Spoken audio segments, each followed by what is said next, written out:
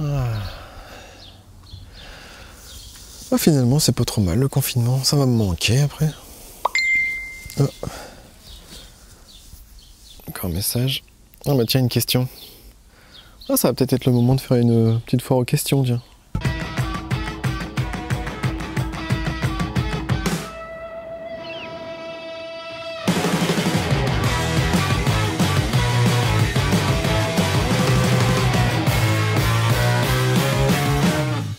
Eh bien salut à tous. Allez, aujourd'hui je vous retrouve pour une FAQ, une foire aux questions. Voilà, je me suis dit pourquoi pas répondre un petit peu à plusieurs questions qu'on m'a posées, mais en une fois. Ça va être un peu plus rapide. Et puis surtout parce que c'est bientôt l'ouverture, donc on va arrêter un petit peu les vidéos à l'intérieur parce que là je peux plus, là j'arrive au bout là. C'est pas que je m'ennuie, hein, mais j'aime bien discuter devant la caméra, mais je préfère quand même essayer de prendre des poissons et faire des vidéos avec du poisson. Je trouve ça un peu plus intéressant. Je pense que vous aussi, ça doit être un petit peu mieux. Et après, je ferai peut-être encore quelques vidéos en parlant de points précis. Si vous avez encore des questions sur la pêche du sandre, par exemple, parce que j'en ai eu pas mal, donc je ferai sûrement une vidéo sur le sandre. Comme c'est quand même un poisson que je recherche assez régulièrement. Allez, c'est parti pour les FAQ. Première question. Attention. La première question, donc c'est une question de Sparcia Fishing. Je l'ai trouvée intéressante, je me suis dit tiens, pourquoi pas la mettre justement dans la FAQ.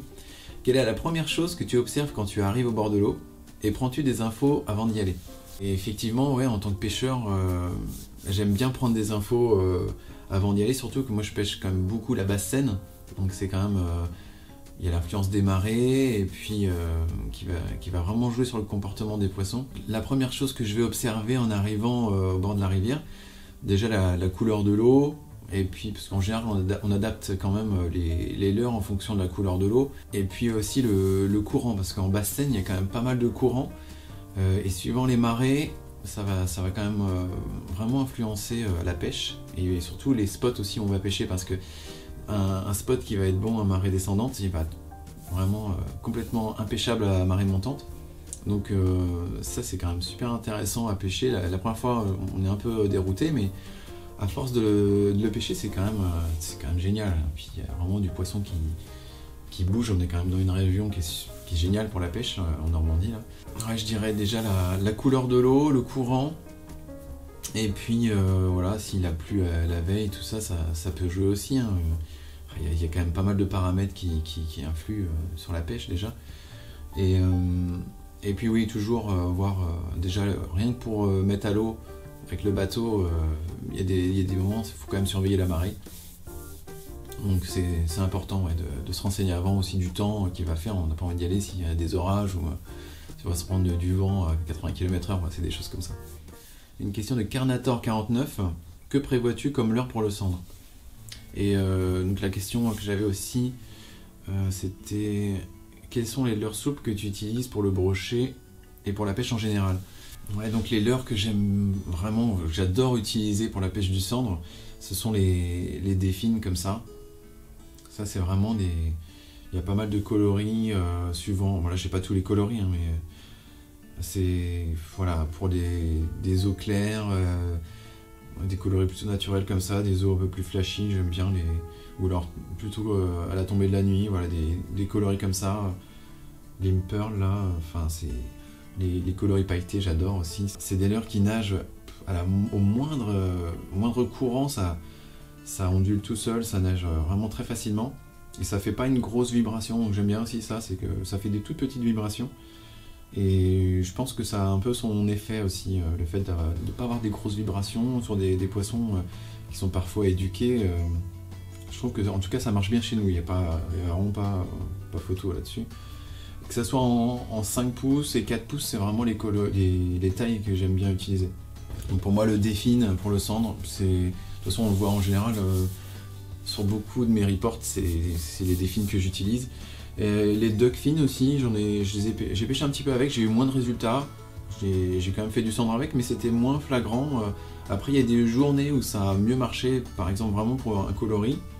Mais je trouve que les défines étaient vraiment beaucoup plus réguliers. Hein. À choisir, moi c'était le défine, sans hésitation. Quoi. Et après pour le brochet, les gros duckfins comme ça en 25 et 20 cm, je trouve voilà, ça se lance bien. Un petit comme ça, c'est déjà 50 grammes. Les deux, ça fonctionne super bien, ça bouge de l'eau, ça brasse bien. Ça, c'est un leurre à avoir dans la boîte. Hein. J'ai une question aussi de Euphory Fishing qui me demande comment ranges-tu tes leurres dans des boîtes. Voilà, donc la question suivante. Non, je les mange dans mes pochettes comme ça. Dans des boîtes, effectivement. Hein. Donc ça va dépendre, je vais utiliser des petits bacans comme ça. Si je pêche le brochet, je vais mettre voilà, plutôt typé brochet. Si je pêche le cendre, après ça dépend si je pêche du bord ou en bateau. Globalement, voilà, j'ai des boîtes étanches comme ça. C'est la première année que je les teste. Hein. Donc celles-ci, on verra si elles sont bien étanches. Parce qu'avec des fois, avec moi, elles prennent bien l'eau. Ça, c'est un ancien modèle. Donc là, ça va être plutôt meilleur pour le cendre. Globalement, c'est ça. Hein. Après, j'ai tendance à mettre au-dessus voilà, des pinces, le fluoro de rechange. Non, globalement, ça va, c'est bien rangé. Je peux vous montrer un petit peu dans les coffres du bateau. Alors, dans les coffres du bateau, voilà, j'ai un petit peu de matos aussi. Hein. Tout ce qui est l'ordure. Voilà, les choses comme ça. C'est pas trop mal rangé. Hein. Peut-être tomber. Voilà. Alors j'ai une question de Tristan aussi qui me demande quelles sont tes différentes approches leurres techniques pour les grosses perches tout au long de l'année. Ce qui est rigolo avec les perches, c'est que je vais les chercher souvent aux mêmes endroits. Donc quand on trouve un spot à perche, souvent avec des grosses perches, chaque année il va y avoir des belles mémères. Et alors ce qui est rigolo, c'est qu'on peut les retrouver à différentes périodes de l'année. Et chaque année, elles sont toujours plus ou moins à la même place, à la même période. Donc c'est vraiment, ça c'est rigolo. Et pour les chercher, bah justement j'aime bien les cranks, des choses comme ça, battre du terrain. Et là parfois on peut trouver une nouvelle zone. Alors, je gagne du temps quand je vais souvent sur des zones où il y a des quais. Si je pêche plutôt la Seine à la campagne, on va dire sur des zones où il n'y a pas d'habitation, ou très peu, c'est pas la ville, il n'y a pas des quais comme en ville. Dès que justement il va y avoir un quai voilà, d'une habitation, et bien justement il va y avoir des perches souvent à cet endroit-là. Donc ça fixe du poisson. Dès qu'il y a une zone comme ça, des pales planches, alors les pales planches, elles adorent ça. Il doit y avoir sûrement de la nourriture autour, des petits poissons qui viennent picorer là-dessus et elles sont toujours derrière. Donc souvent les pales planches c'est vraiment intéressant. Après donc on en trouve souvent aussi dans tout ce qui est arbres immergés. Hein. À l'été ça peut être une solution pour les chercher, les arbres immergés, un montage texan avec des petits drop shots aussi en texan, ça marche très très bien. Ouais. Alors, j'ai une question intéressante aussi de Guillaume Royer qui me demande donc salut, si tu avais une canne à garder pour une pêche multi-espèces, donc laquelle ce serait ouais, sans hésiter une canne voilà, que j'ai depuis peut-être 2012 ou 2013, je sais plus exactement. C'est ma petite Moretane Bronzino là, celle-ci elle a vu du poisson aussi bien, voilà, cendre, brochet.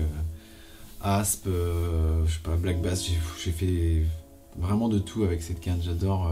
C'est une 5,21 le grammage, c'est quand même hyper polyvalent. 5,21, on peut pêcher assez léger, on peut pêcher 20 grammes, franchement la réserve on peut même être un peu plus, mais j'ai rarement pêché au-dessus de 28 grammes, mais franchement c'est...